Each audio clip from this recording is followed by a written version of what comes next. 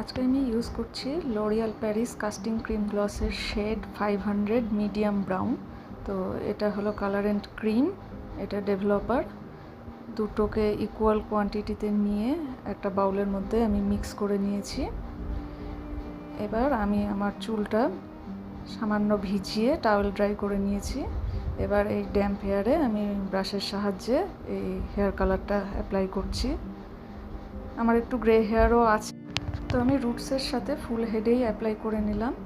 এবার আমি 20 minutes wait করে এর সঙ্গে যে শাইন মাস্কটা দিয়েছে সেইটা দিয়ে হেয়ার ওয়াশ করে মাস্কটা অ্যাপ্লাই করে নিয়েছি। আর এই হলো আমার ফাইনাল লুকস সানলাইটে। তো শাইন একটা দেখা যাচ্ছে হালকা, আর গ্রেও কভার করেছে।